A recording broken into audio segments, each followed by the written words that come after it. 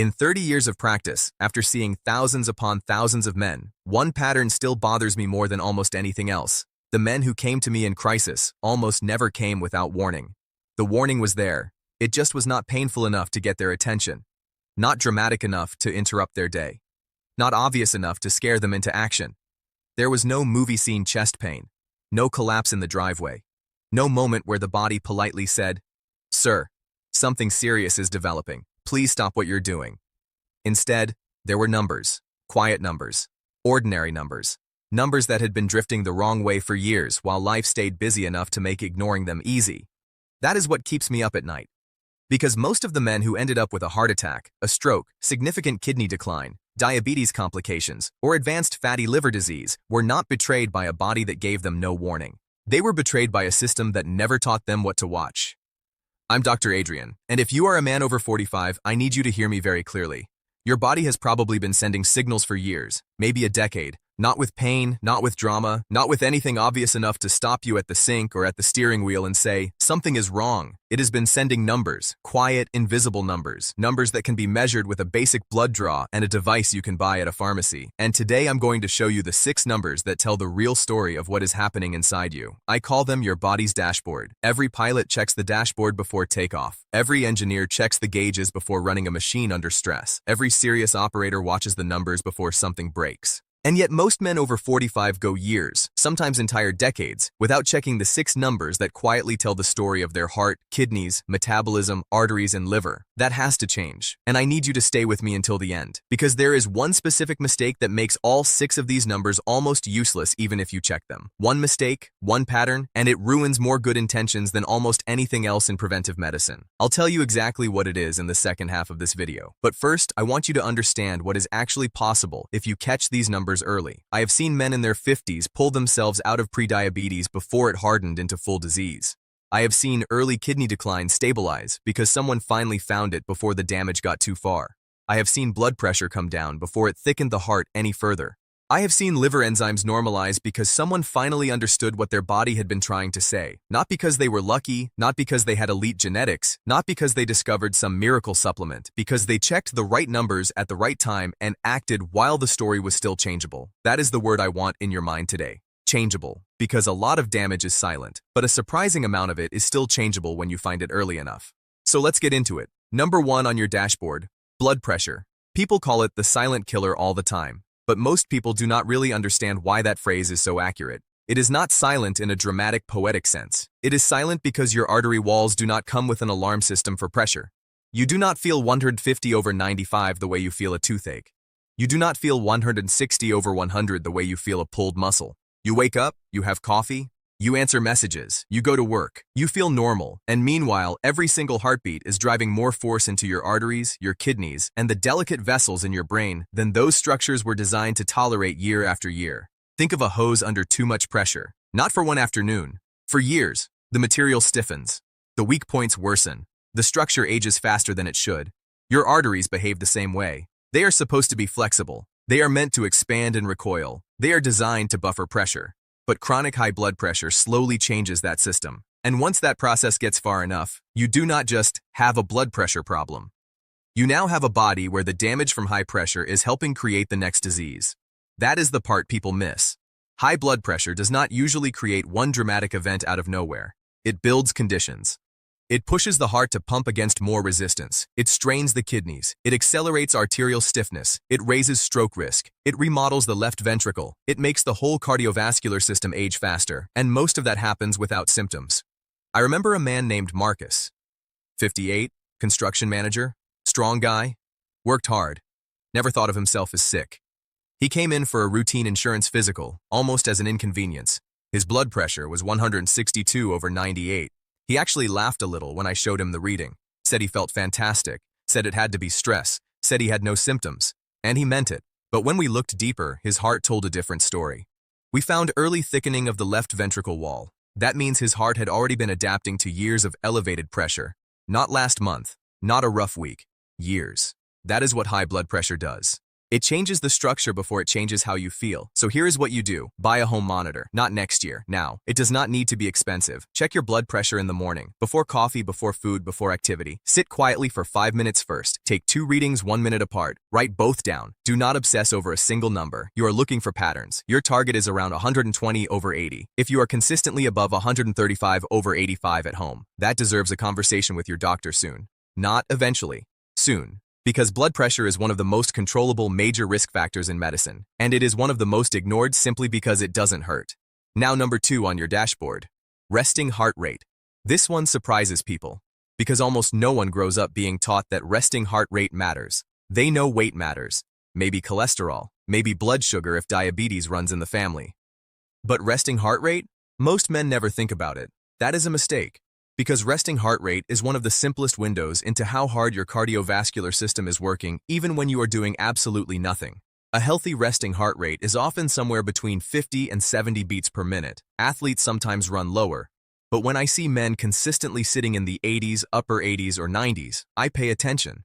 Because the heart is working harder than it should before the day has even started, and that matters more than people realize. Here is the math. If your resting heart rate is 90 instead of 60, that is about 43,000 extra beats per day, every day. That adds up to more than 15 million extra beats per year. Not because you were training, not because you were sprinting, because your baseline is running hotter than it should. That can reflect poor conditioning, poor sleep, dehydration, chronic stress, thyroid dysfunction, metabolic trouble, early cardiovascular strain, sometimes several at once. And again, the body rarely presents this like a crisis. It presents it like normal life. A little fatigue, a little wired, a little more tired than you used to be, a little more dependent on caffeine. Things men blame on age constantly. I remember a man in his early 50s who told me he thought feeling tired and keyed up at the same time was just part of being middle-aged. He checked his resting heart rate one morning, then another, high 80s, low 90s. Over and over, that one number forced a conversation he had been avoiding for years. He was sleeping badly, carrying abdominal weight, doing almost no real exercise, and his body had been broadcasting that reality every morning through a number he never thought to check. So what should you do? Check it first thing in the morning before getting out of bed. If you have a smartwatch, it may already be recording it. If not, measure it manually at the wrist for 30 seconds and double it. Do this for 5 mornings. Average it. If it is over 80 consistently, write it down and bring it up. If it is over 90 most mornings, I would not ignore that. And here is the hopeful part. This is one of the most responsive numbers on the dashboard. Better sleep, daily walking, weight loss if needed, less chronic stimulation, better hydration. Even a few weeks of consistent change can move it meaningfully. That is why I love this metric. It tells you quickly whether your body is moving toward resilience or away from it. Now number 3, eGFR, estimated glomerular filtration rate. This might be the most underappreciated number in the entire video because it tells you how well your kidneys are filtering your blood, and most men do not think about their kidneys at all until something has already gone very wrong. That is a mistake. Because your kidneys can lose a shocking amount of function before you feel anything obvious. 40%, 50%, more. By the time you have swelling, deep fatigue, or clear urine changes, a lot of damage may already be done. That is not exaggeration. That is basic kidney medicine. The kidneys are designed with enormous reserve. They compensate. They adapt. They keep going. That sounds wonderful. And it is, until you realize it also allows damage to stay hidden for years. Your kidneys contain millions of microscopic filtering units called nephrons. When some are damaged by high blood pressure, high blood sugar, chronic inflammation, or years of medication stress, the remaining nephrons work harder. That compensation masks the decline, so a man can feel fine while kidney reserve quietly disappears. I have seen men come in for something unrelated and discover their kidney function was already far lower than anyone would want, and they had no idea. One man came in because of fatigue he blamed on work. His eGFR came back around 30. He had already lost a devastating amount of filtering capacity. No dramatic warning, no pain, no flashing sign, just years of silence. This is why blood pressure matters. This is why blood sugar matters. This is why regular heavy use of certain painkillers matters. The kidneys often pay the price quietly. So what should you do? Ask for kidney function testing with your blood work. That means creatinine and the calculated eGFR. Your target is above 60, and ideally much closer to 90 or above depending on age and context. If you are drifting into the 45 to 60 range, that deserves monitoring and explanation. If it is below 45, that deserves serious follow-up. And the encouraging news is that kidney stress caught early, especially when driven by pressure or sugar, can often be slowed or stabilized. But once significant structural loss has happened, you are no longer preventing damage. You are managing it. That is a different conversation entirely. Now, number 4. Triglycerides and LDL cholesterol. I'm grouping them together because men hear cholesterol all the time, but almost never hear the real story. Total cholesterol by itself is not enough. LDL matters, triglycerides matter, and how those numbers move together matters. LDL particles are one of the main carriers involved in plaque formation. They drift into artery walls. They trigger inflammation. The immune system reacts. Foam cells form, plaque develops, and it all happens quietly. That process can be going on for years in a man who feels completely healthy. That is why elevated LDL is dangerous. Not because it hurts today, because it changes tomorrow. Now triglycerides tell you something different but equally important. They often reveal how metabolically overloaded the system is. Too much sugar, too many refined carbs, too much alcohol, too much liver fat, too much insulin resistance. When triglycerides are high, I do not just think about blood lipids.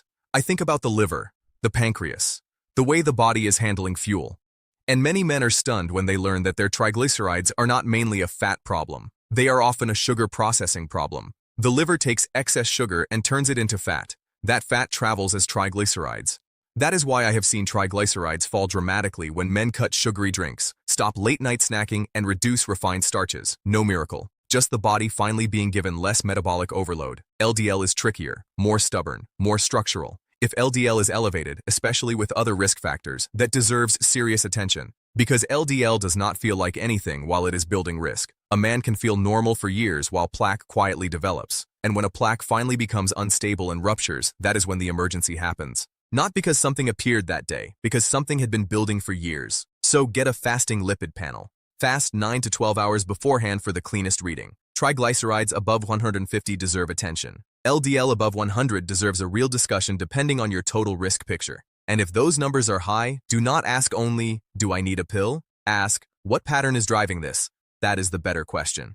Now number 5, HbA1c. This may be the most revealing number on the entire dashboard, and too many men are still not getting it. A fasting glucose tells you what your blood sugar is doing on one specific morning. That has value. But HbA1c tells you what your glucose has been doing over the past 2 to 3 months. That is an entirely different level of honesty. It measures how much of your hemoglobin has been exposed to glucose over time. That means it reflects your real habits. Not one good morning, not one careful dinner, not one lucky blood draw. Your actual pattern. And what that often reveals is disturbing, because many men have been living in prediabetes for years without knowing it. No clear warning, no dramatic symptom, just more fatigue, more belly fat, more thirst, more fog, more sleepiness after meals. Things that get filed under aging all the time. Meanwhile, the blood vessels are paying, the nerves are paying, the kidneys are paying. This is one of the most important truths I can tell you. Prediabetes is not harmless waiting room disease. It is active metabolic damage already underway. I have seen men who looked not too unhealthy on the outside come back with HbA1c values in pre-diabetic or diabetic range and be genuinely stunned. They thought diabetes had a look. Sometimes it doesn't. Sometimes it looks like a man who is just a little tired, a little heavier than he used to be, and a little more dependent on snacks than he wants to admit. So ask for HbA1c specifically.